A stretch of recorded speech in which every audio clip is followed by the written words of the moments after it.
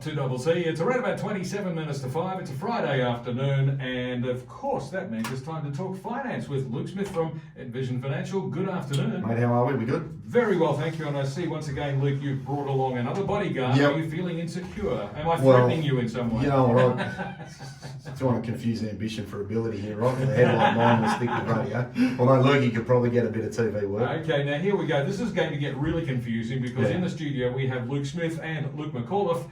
Do we go with cool hand Luke and warm Luke, or I don't know? Good looking and ugly, and I'm happy to Luke 1 and Luke 2? Exactly. Yeah, it's like bananas and pajamas, B1 and B2. Right, exactly. Look, I thought it's actually really, it's quite timely because, as most people would know, money's very, very cheap, and we've spoken on the show over the last couple of months about how to make the most of super contributions, downsizing, and things like that. So I thought getting Luke in, he's been smashing it with a couple of records that he'll take us through in a minute. But he's been getting some ridiculous prices because of a range of different factors, and I thought it'd be really a good time to get him in and just have a chat about how to sell, how to make the most of what's generally one of your biggest assets. Get as much as possible so that you can downsize, buy the investment property, move to the Gold Coast, and look for bigger properties. The one thing I've had from a lot of clients is I don't want to get locked in a smaller place again in light of what happened earlier in the year. So a lot of people are out there buying bigger places just for the space. So Luke's going to touch on how you can make the most of your sale, what to consider, how to do it, and just sort of give people an overview of making the most of what's generally one of their biggest transactions. Fantastic. And of course, there were widespread expectations at the earlier part of this year when there were big fears about the COVID-19 pandemic that there might be some sort of big tumble in the market. And there's been a little bit of gyration in some parts of Australia, but here in Canberra, property values have still been holding up very strongly. And in fact, if anything, just getting stronger than ever. Yeah, look, I think the big driver here is obviously supply and demand in the ACT is generally very, very good. And we also find that money is extremely cheap. I know my parents' generation, had much different interest rates and a different view of borrowing.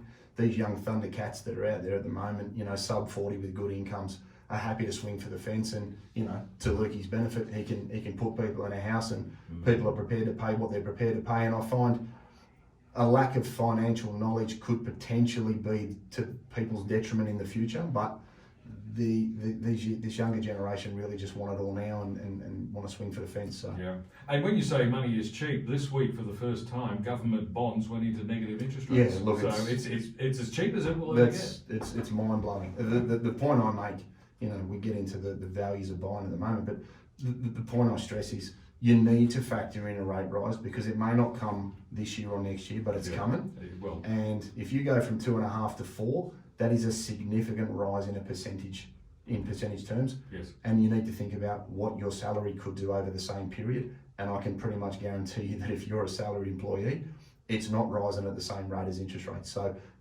keep that in mind when you're borrowing because you want to future-proof your ability to hold something. And on previous programs, we've talked about buying property, but today we're focusing more on selling property. That's right. Yeah. So Luke is going to talk about how people can make the most of it. And I guess we can throw it over to you, mate. What are the big ticket items that you're sort of telling people to get ready for to make the most of sale? What we're seeing that's definitely benefiting sales at the moment and has been over, probably most of 2020 through COVID is definitely the preparation of the property. Have it turnkey for buyers. Buyers don't want to be paying a premium and having to move in and do more. Look for the cracks around, get them attended to by a qualified tradesperson. Give it a lick of paint, tidy up your yard. Another big thing is also, professional styling. Obviously always having a professional do something to prepare a home is what you need to do, but, having a professional stylist in to make your home present at its best for number one photography, number one videography, and so forth, because when a buyer looks for a property online, that's the first inspection. If they don't like what they see there, they're not coming to your open home. You need to show it in its best light as soon as it hits the market, and that's as soon as it hits online. When we're talking about styling, I can't help but remember going through the experience many years ago and being advised if I wanted to improve the the likely price that could be achieved by the property, I'd be best served by actually taking my furniture out. You can never guarantee what on number figures what your return will be, but it is proven that it does make a big difference, definitely. I've seen people do that though. They get rid of their own furniture and put rented furniture in there that looks better to enhance the appeal of the home. Definitely. Yeah, well, I think that they're all the sorts of things that people need to consider, because, you know, we were speaking before we came on air about the importance of social media, Instagram, you know, and people spending more time looking than walking. And as you say, if you can put something forward that makes your room look amazing, at the end of the day, you want people through the door waving a paddle and pushing the price up. Now, you don't have to embark upon major renovations or anything like that, but sometimes a quick fresh coat of paint is actually a lot quicker and easier than you might think. It is. I mean, and also, you know, then the smell of the home is a fresh paint of update. It's making it theirs, not yours. You know, so you're giving that inviting here. This is going to be your home, and it's a fresh start for you, rather than just handing on a home. You know, you're making it a lot more attractive for buyers. Yeah, I think that's, you know, if you're going to try and sell and downsize, especially in the current market, and make the most. I had a conversation with someone earlier today. If you can get that price, buy something that's a little bit smaller with less upkeep, and we can throw X into super. You can then go to 2 to 3 days a week and keep doing something that you enjoy, but have the ammunition in your retirement fund to be able to then live the way you want to live. So it makes a lot of sense to get as much as you can. I guess a lot depends on what is your motivation for selling too. Are you selling to move somewhere else? Are you selling to downsize and put some money in the bank? Are you selling to make a profit on what you considered to be a wise investment many years ago, and you think, well, the time is right now? Or you want to get some money liberated so you can maybe think about taking a holiday next year when maybe eventually holidays are a thing again. Does it make a difference why you're selling? Does that matter in terms of strategizing? I don't think it. Well, I think there's a big disconnection between your family home, when you're emotionally invested, and selling an investment property. Would you agree that, you know, people just want best bang for the buck? And well, yeah, I mean, you've definitely seen probably a lot of downsizing in the market at the moment because of, you know, the buoyancy of it. Because I mean, suburb records have been cracked every single weekend and have been for, you know, several months, on market and off market. So that's a sign that people in these large scale homes are probably saying, hey, well, you know, there's a bit of money in here that we can free up. You know, maybe it is time to downsize and take up that opportunity. Yeah, I'm finding that a lot of people are weighing up, you know, maximising in their last couple of years the downsizing legislation, provided you meet the age requirements, but also then making the most of non-concessional contributions where you can put in up to $300,000 each to get the balance of superannuation to a point where it does coincide with going from 5 days a week to 3, or providing enough ammunition to downsize and then pay the vast majority of the coast place, the Brisbane place, or wherever it is that people want to move to, leading into or preparing for retirement. So it's always going to be driven by your why at the end of the day. Yeah, absolutely. And of course, one of the key decisions you'll be making when you decide it's time to sell your property, whether it's your home or if it was an investment property, either way, one of the key decisions is going to be selecting an agent. So how do you go about selecting the right agent for you? But do a little bit of research, definitely. You know, don't just interview one unless, you know, you've had family dealings with them before or close dealings with them before.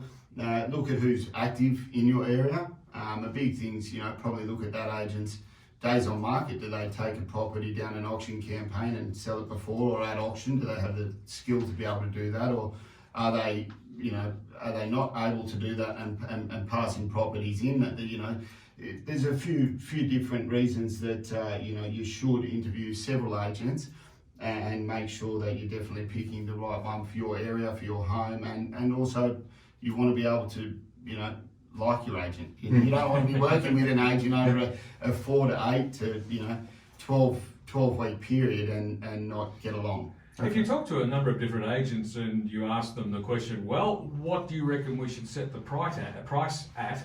And agent 1 says, oh, I reckon 700,000. Agent 2 says 800,000. Agent 3 says 900,000. Do you just go with the highest bidder, or avoid 900,000? Avoid 900,000 because they're probably trying to buy your business.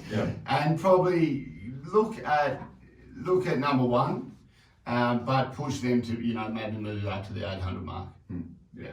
But how do you tell when an agent is highballing you just to try and convince you to sign on with them? Ask for comparable sales. Ask them how they've come up with that price. Ask for data proof, and ask them about their strategy. Whether they just pop it up on one website or two or three, or whether they look at further marketing for the campaigns, be it social media, be paper-based, be on the radio or wherever it is. Ask what their reach is. Find out how far they can get your property, because you don't want to leave any stone unturned, because that could be $1, $10, $100,000 out of your pocket. And some agents like to charge you extra for extra marketing. Is that a fair thing for them to do? I always look at marketing as an investment. Kind of like insurance on your car or your home. If you want to maximise your sale price, you need to invest in your marketing to ensure, as I said before, you leave no stone unturned. Marvellous. Now, we're now going to have a look at what buyers want. So if you're trying to sell your house, this is something you need to think about, isn't it? Well, that's it, and I think it comes back to the why. Well, it's one thing to have money that's cheap, so you've got the ammunition to maybe play in a different bracket, but I've found that I've got a lot of clients that are looking to move into the country, and as we mentioned a little bit earlier, where you've had COVID and you've had a lockdown, people have either had a very good, bad, or indifferent experience. And avoiding that, whether we get locked in or not again, is something that's on a lot of my clients' minds, because it is the move to another property, or it is the move to the country, it is the move to different things. In relation to that, are you finding that there are key things people are looking for? Is it, I want the space in the pool, I want the rumpus, I want the garden? What are you finding at the moment people are really that's driving their decision to buy something? Well, I think you touched on it earlier as well. It was, people now after COVID and been probably working from home and the kids being at home and so forth, that they are wanting to go into those areas with the larger block sizes, the larger home sizes, and definitely people wanting to be in before Christmas. I think, that's probably a big driver at the moment. We're seeing those large scale homes, as I said before, passing from probably people who want to downsize and selling for huge prices, because people want to go up into that space and have that extra room to move. Yeah. I know I'm having that conversation at the moment with my wife, because I'm not sure, anyone in Nichols is going to let me tie a horse up in the backyard. So I'm actually outnumbered 3-1. So there's a very big chance I could be caving shortly and moving to something. Sounds like you need to buy the place next door or something. Well, I don't know if I can tie the horses up. That's a problem. Indeed. So if people are looking for a bigger home or more space or whatever the case might be, and you're trying to sell a smaller home, how do you meet that market? How do you market your house? Sorry, say that again? So if buyers are looking for a bigger home, but you're saying, well, I haven't really got a bigger home to sell, what do you do to try and make a strategy to sell your house? Yeah, well, I think in terms of the agent looking for that larger home for the buyer, we all as agents and agencies have databases that we claim to work with daily. Hopefully most do, and tap into that. And if your client has a smaller home wanting to upgrade, get on the hunt for them. I think that's something, going back to when you said hire an agent, hire an agent that's going to do several things for you. If you're going from a larger home to a smaller home, get them on the search for the smaller home for you as well. Get them to wrap the whole parcel up and get to work. Yeah, I think it's important that people keep in mind that one of the areas, like anything in life, you go to a taxation specialist for some specific advice, come to a planner, go to your lawyer. I think dealing with somebody that knows the area is very important, because if you do like the area, if they've got a very thorough understanding of what's on the market, what's coming on the market, and what's fair and reasonable, whether it's a 5-bedroom home and you set a record with it, or you get a 3-bedroom home and set a record with it, it's knowing the area and knowing what things are fairly priced, and being able to make sure that you're selling to the right areas. And as I say, they have the reach to be able to get you the dollar that you want for the downsizing, for the coast, for the cars, for the kids, for whatever your why is. I think getting the right person for the right job, like any industry, is really important. So yeah, setting down the game plan from the start, and that's where, going back to knowing your agent, sit down and tell them your life plan, tell them why you're doing it and where you want to go. Your agent should be asking you anyway. Yeah. So.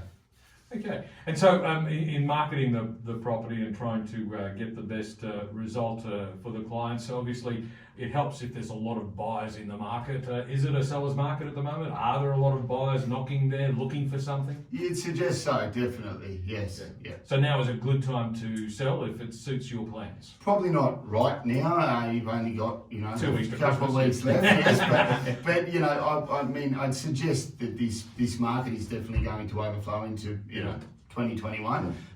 So start getting prepared now. Look for your agent now. Look at the things you need to do to prepare your home, and you can kick off in that mid to late January for marketing. Yeah, for sure. It's certainly too late to complete a sale now. Yeah. But yes, start thinking ahead, and the new year, no doubt, there'll be plenty of activity in the market, won't there?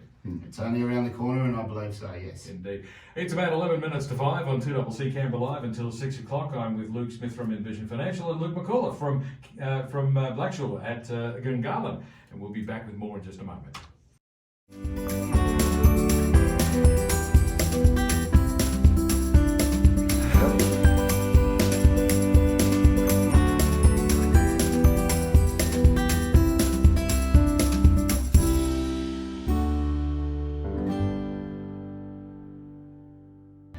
8 minutes to 5 on 2CC Canberra Live until 6 o'clock. I'm joined in the studio for this half hour by Luke Smith from Envision Financial, and with us today also Luke McAuliffe from Blackshaw at Gungahlin. We're talking about selling your home, and you might have any number of reasons for doing that, whether you want to downsize and put the money into superannuation or something of that nature. But we've covered a fair bit of territory, so to sum it up today, if you're going to be listing your home to sell, what are your top 3 things that people should be doing when it comes to trying to get the best possible price?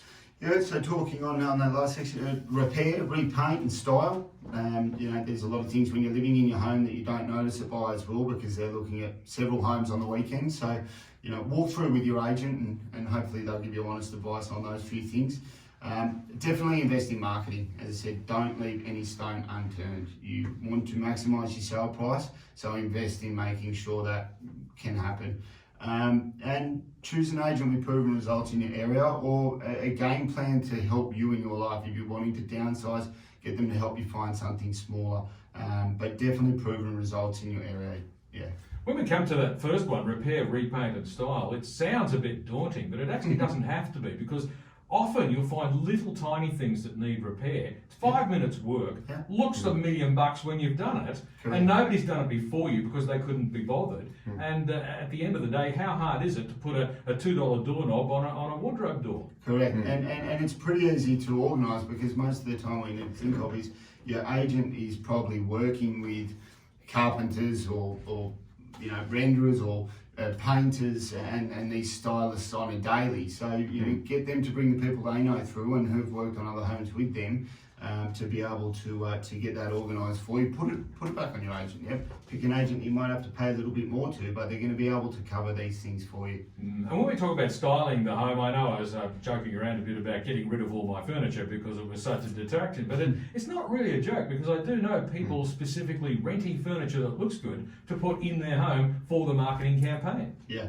and the stylists know the style that people are liking at the moment, so they kind of plays with the buyer's heartstrings a little bit, because it's set up the way it should look in, say, modern way, and use of modern furniture as well. Yeah, absolutely. And the photography, you get all the lights on and just get the really good quality. Don't just wander around and take a few snapshots yourself. Get a decent photographer. Yeah, avoid the iPhone snaps and private sales. They don't work. So it's interesting you say that. We say invest in marketing. Yeah. If you were going to put a number out there and say, look, if you're going to sell a place between $1 and $2 million, what sort of budget should people be sort of lining up to say, right, I'm going to go and list this, get the best return we can? What sort of number would you say is fair and reasonable to be thrown at marketing your property? I'd suggest you probably want to be somewhere around that 0.5% to 0.75%. Of your property's value. Right. Yeah. So example, say it's a $2 million property, or 1.5 to 2. I would generally recommend that a strong marketing campaign to leave no stone unturned. If you invest around that $8,000 to $10,000 mark, you're going to definitely ensure that you've had every foot possible through that door. Yeah. When we're talking about marketing these days too, of course, it's not just whacking an ad in the back of the paper, is it? There's a lot of marketing platforms. So how do you know what's the most effective marketing? And obviously the agent is meant to make these decisions, but when I'm the vendor of the home and you're advising me, what do you tell me about the marketing? Well, it's also tailoring it to the home, probably the demographic of the area. A lot of marketing now is obviously online, social media. Yeah. Paper-based still is working well. Getting your agent to talk with the providers of these papers and online portals to gain editorials for the properties, just that little bit of extra exposure. Yeah. But I recommend trying to at least touch all or most of each platform for sure. Indeed. And we're going to run out of time, but I was just going to mention there's a real estate agent in Melbourne that makes videos to go on social media. Yeah. The one I saw recently was they did a spoof of American Psycho. My name is Patrick Bateman, and I live in such and such a property in Melbourne. And it was a classic thing that got so much viral attention that we actually talked about it here on the program. So that's how marketing works. Different. Yeah, We're almost out of time, so Luke, where do listeners go for more information? Yeah, look, so, like most other weeks, 6260-4749, pop in the office. The diary's rather manic leading into Christmas, so if you've been sitting on an emergency since April, there's a very big chance that'll be addressed in February or March. So don't come bowling in telling me that you've been working on something and all of a sudden it's my problem, because that's just not going to fly this year in light of COVID. Envisionfinancial.com.au. We've got the knowledge centre there, so we've got a raft of things that you can prepare for leading into the new financial year or the new calendar year. We've got the YouTube channel, Envision Financial Canberra. You can subscribe to that and get the key takeouts before and after the breaks and pause it and watch it on your iPhone. And we've got the podcast, The Strategy Stacker, on iTunes and Spotify, where you can listen to that in the car on the way home or on your way down the coast. Fantastic. And other Luke, where do we get in touch with you? Yeah, Luke McAuliffe, 0433 338 429. You can also head over to the Facebook page, Luke McAuliffe, Canberra Real Estate Agent, or Instagram, Canberra Real Estate Agent. Fantastic. Thanks very much for joining us today. And Luke, you'll be back again next Friday. Mate, we'll see you next week. With another discussion of financial matters on 2CC. It's about 2 minutes to 5. News is next.